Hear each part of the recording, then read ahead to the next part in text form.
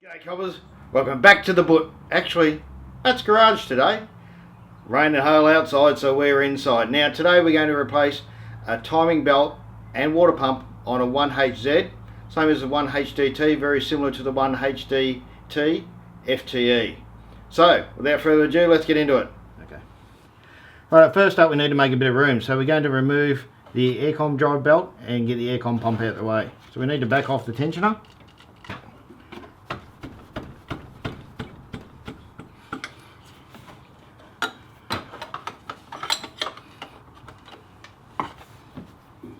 Once that's done, we're going to take the tension off the top.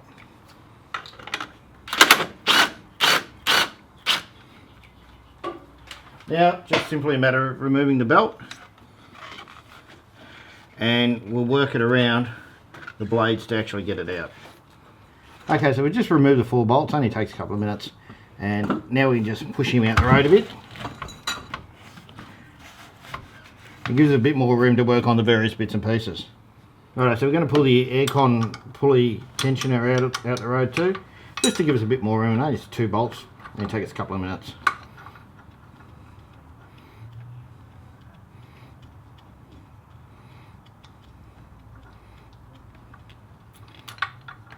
Now that's out the road, we can actually pull the fan off. We have to pull the fan and the shroud off as one unit. We'll do that now. Alright, next up we've got these 4 bolts to undo. Now if it's spinning, even though I've got the tension on the fan belts, if it's still spinning, jam a screwdriver in there on the other side. And that'll help you take it off.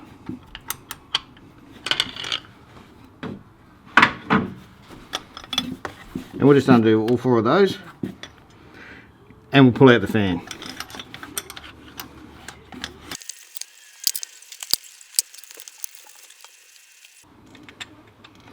Now it's number 4 off. Give it a bit of a shake usually, and just drop it into the shroud. Now we'll pull the shroud out. Okay, next up we'll take off top radiator hose to get this shroud out. That's in the road. This is already cooled off, of course. We wouldn't be doing this when it's hot.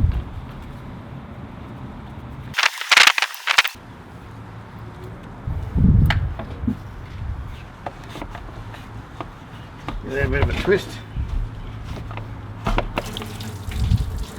Of course we're doing this outside, so we let the water drain a little bit. We'll pin that back there, just keep them out the road.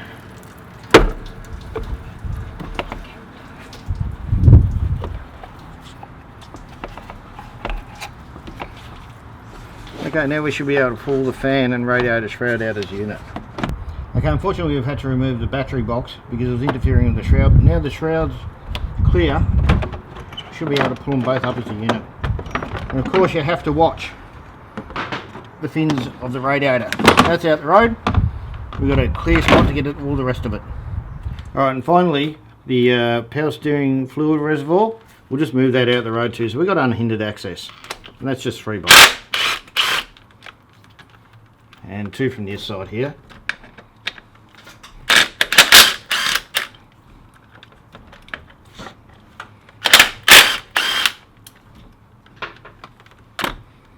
Okay, so let's move that out the road. And now we've got unhindered access to our timing belt. Okay, so now to remove the timing cover,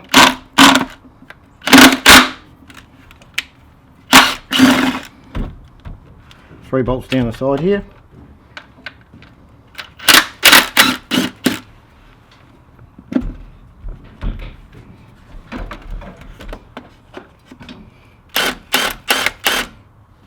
Okay, now we've got a few clips around the edge which we'll just flick off with a screwdriver.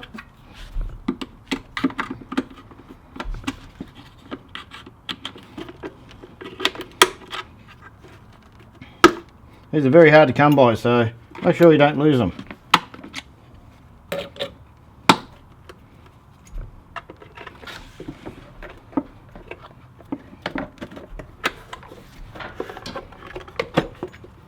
And that exposes our timing belt. Alright, next thing we need to do is we need to align to the bottom dead center. So These are interference engines, so if we try and turn it over without this connected at the correct sync to the bottom, what will happen is the valves will run into the pistons. We don't want that, so we need to align it up.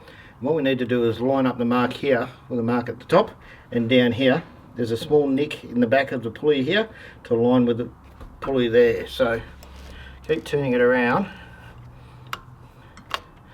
until we're on that mark.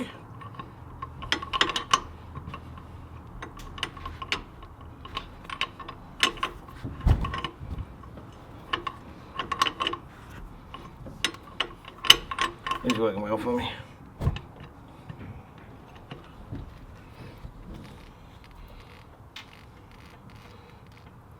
Okay, so we're lined up with the pulley there on that mark, and if we look down here, this alignment here is pretty much in line with that mark there as well. So now we know it's in the correct position, and we don't want to move it from there at all. Otherwise it's going to cause us all sorts of drama when we try and turn it and start it up. Okay, so the tensioner pulley here is providing the tension onto this belt here, and the way that tension works is through this spring here. Now, this is the setup for the 1HZ and the 1HD-T. The 1HD-T FTE, so the turbocharged electronically aided mechanical injection motor, uses a different arrangement, but very similar. So all it does is provides tension onto this pulley and tension onto the belt. So you need to get this spring off, and it can be a bit of a bear.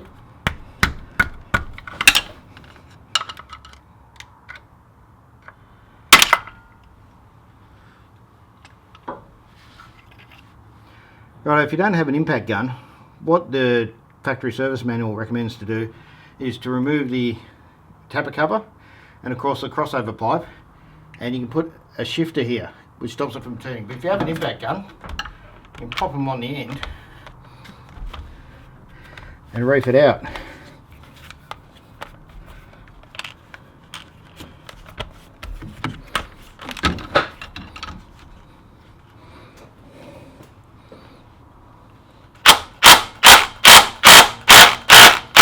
Just need to start him turning. That's it. And we'll get our impact gun out of there. And we'll do it with the spanner now. Okay, so I couldn't find a spanner of the appropriate size, so I got my ratchet. And because we loosened it with the impact, and we got a screwdriver jammed in the side there to try and help it from stopping the turn.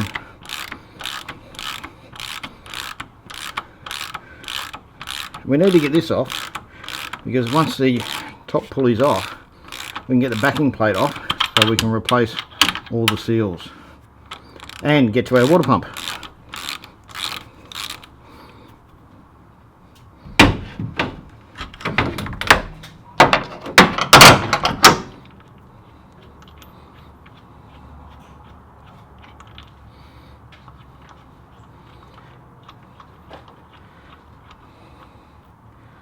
Now from memory there's only about 70 Newton meters or so on this bolt, so it's not that tight anyway.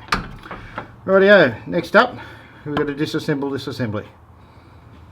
Alright, so we pulled the belt off, and sometimes you'll have to get a bit of a lever behind it and push the top pulley off.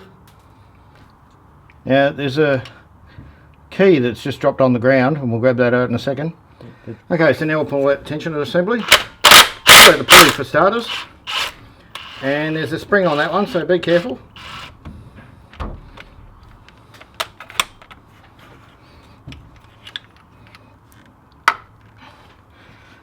And now we've got an Allen key head here, so we'll get onto that. Okay, so this is an 8mm Allen wrench. We'll just put a 1/2 inch drive on it there. I'll pull out the rest of our assembly.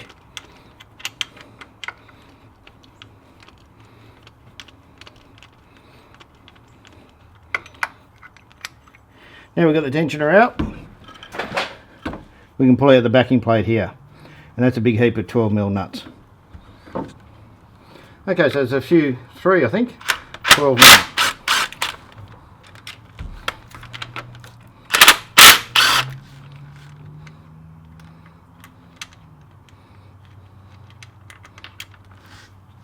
One down the bottom here.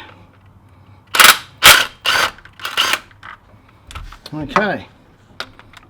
Now if I've got all of them, we should be able to gently lever this forward. And now here's number 4 that I missed.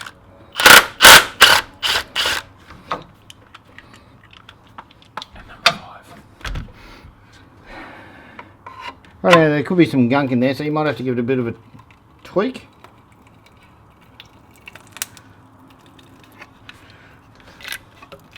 Oh yeah, and now we've pulled him clear, and we'll have to replace this seal up here, which we'll do soon.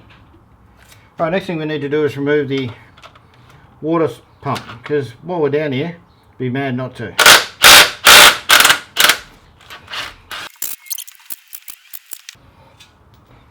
There we go, just a bit of elastic holding it to the bottom, and that's a plastic impeller, so it's always a good idea to change them when you're changing out the timing belt. Yep, definitely. Okay, so we've got to remove this seal here and replace it. Now we've got a seal removal tool, so it's going to make things nice and easy. And just grab under the edge, whip it out, simple as that. Now to put the new one in, make sure it goes in the same orientation.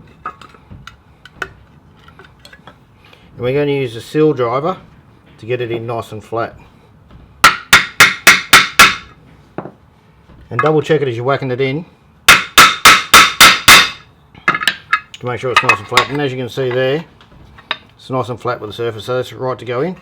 Before we put it in though, we'll pop a bit of grease in behind it because it's not pre-greased, just to support it as it goes over the top of the camshaft drive spigot. Okay, so first one we're putting on is another fresh gasket for the water pump. And we'll put a little bit of silicone on there as well. And we've cleaned off all the surfaces using a bit of Kero and then a bit of methylated spirits to get it nice and clean. Next one's the water pump. We've also put a little bit of blue on that one.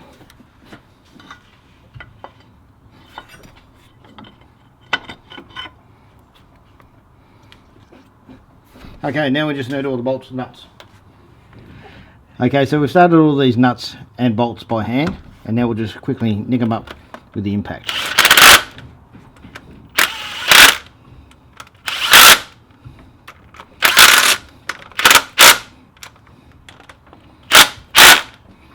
And we're going to have to get to the bottom ones with a ratchet.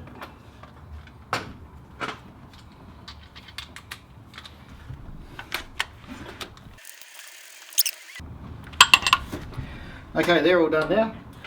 So we still need the 2 larger ones here for the alternator tensioner, and we'll do that now. Up the alternator tensioning bracket, and we'll just run that down.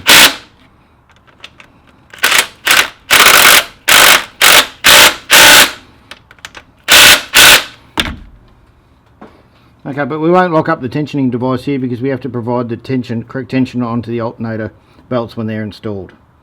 Okay, next up we need to put the plate here. Okay, so we're putting a line of silicone in here just to keep the dust and whatnot out.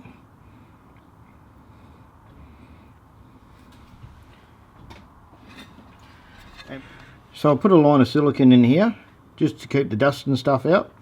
And also pack the back of the oil seal here. Just with a bit of grease to keep supported when I push it over the drive of the spigot of the camshaft there. And a little bit of blue in there as well. So we'll install that now.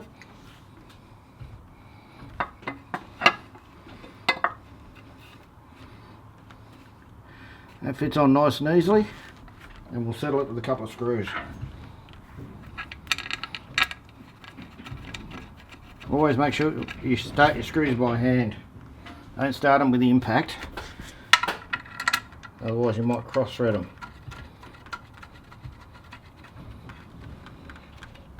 Okay, and now that's seated, we can nip them up with the impact.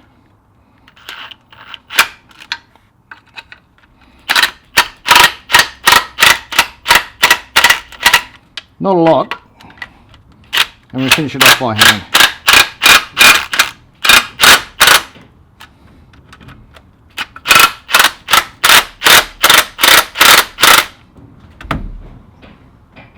There we go, and now we can install the tensioner. Okay, so now we've got the new tensioner, and we'll install that.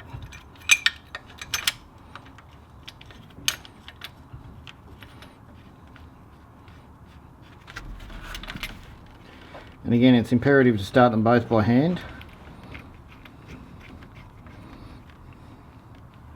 before you run them in.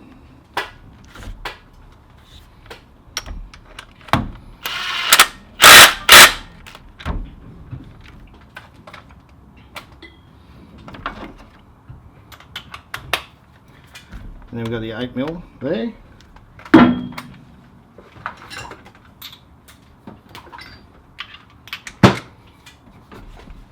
And unfortunately the impact won't fit, so we'll do them up by hand.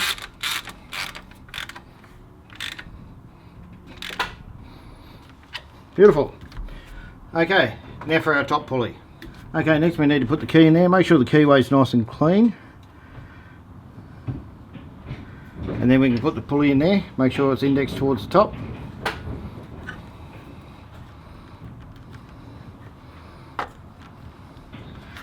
There we go. Now, again, if you're using the factory service manual, you need to remove the tapper cover and the crossover pipe behind it, and then hold on to the camshaft using a shifter, but we're not going to do that because we've got an impact.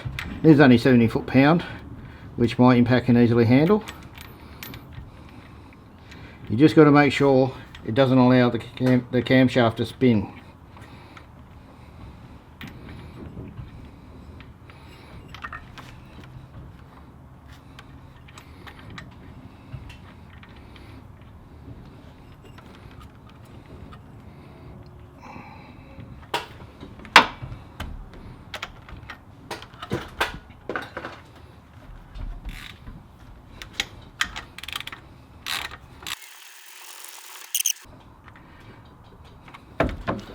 We'll get our screwdriver from before.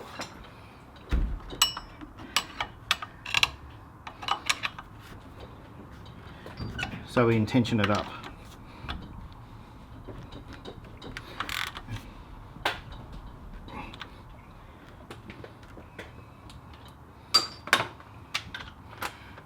And we'll put the impact onto it. And again, it's only 70 foot-pound, so you're not trying to break it.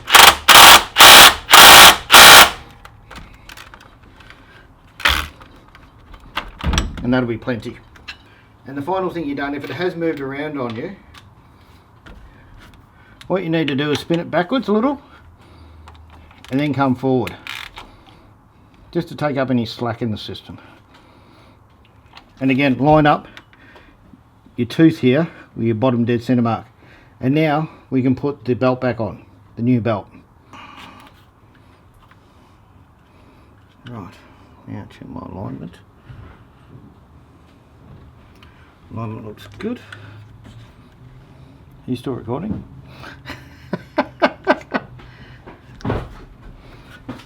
Okay, the springs can be a bit of a pain, but Matty's going to give it a go here. He's assured me you can get it on in less than 10 seconds. So we'll check that out now.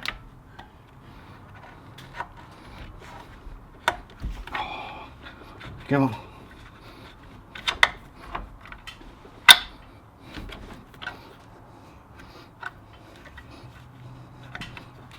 Before I put the cover on though, what I need to do is I need to turn the engine over one full revolution till the marks line up here and here again.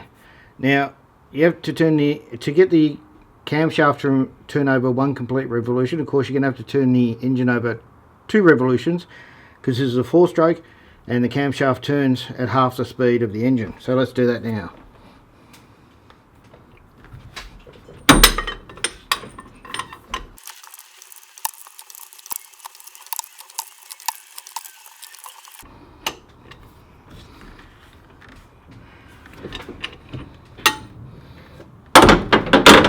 Okay, so we turned it over 2 full revolutions. The reason we do that is to make sure we've got the timing right. You'd much rather do that very slowly and with a wrench so that you work out that the pistons aren't contacting the valves. So there's very tight clearances in there, other than trying it with the starter motor, and that'll wreck everything. So everything's good, motor turns over, we can put the cover back on now, confident the first time we hit the starter that our pistons won't be contacting our valves. Righto, so now we've popped the cover on and we've popped the 3 bolts in there, and we just need to put the clips on top, so I'll do that now. And again, these clips are very hard to come by, so try not to lose them.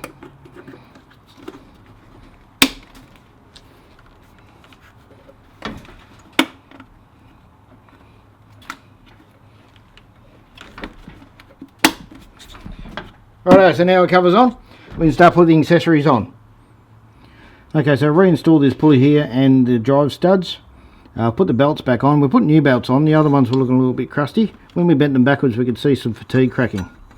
So there you go, there's our second belt lined up onto the alternator there and the water pump, and of course a harmonic balancer down the bottom. And we won't tension that up until after we've clamped in the fan, which we'll do now. So we've dropped the shroud and the fan in, the thermo fan in as one unit, and now I'm just going around putting all the nuts on.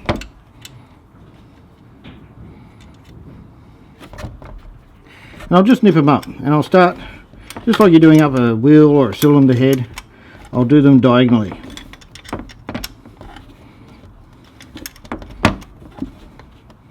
I won't be able to tighten them up all the way, of course, because there's no tension on the belt.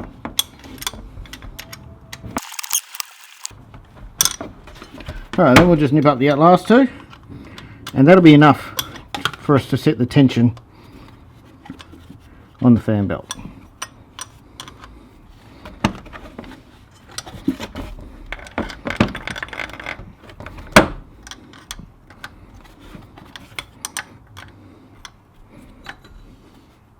Okay, so we're just going to put a bit of tension on there now.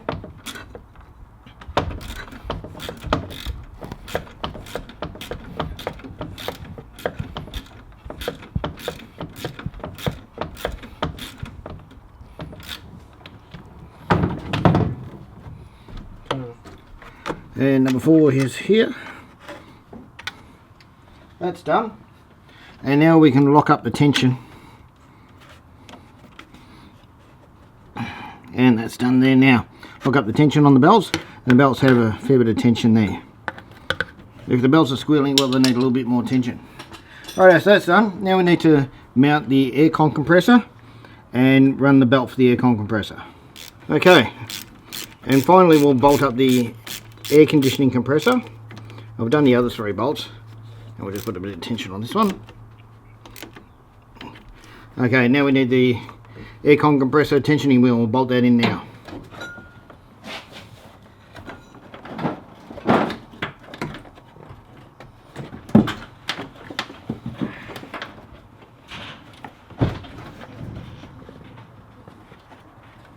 And I think the top one's a 14, so I'll just grab that out.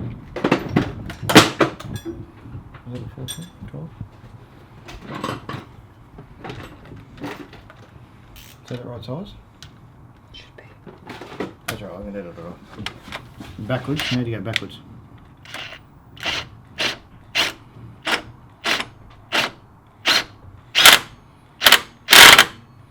That's probably enough. I'll check the tension off the side of the belt on the right hand side there. Might need a little bit more.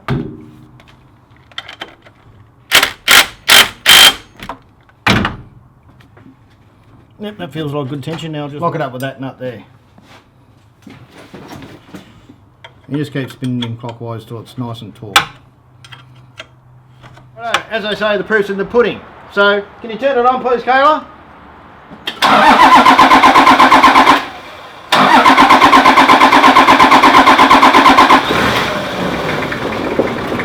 Well, there we go, it runs. Turn them off please. Now, I'd like to say to Elijah, what do we say, mate? Leave a like, subscribe, and if you like it, thumbs up. If you didn't like it, double thumbs down. Thanks guys, we'll see you in the next one. Thanks Elijah for your help today.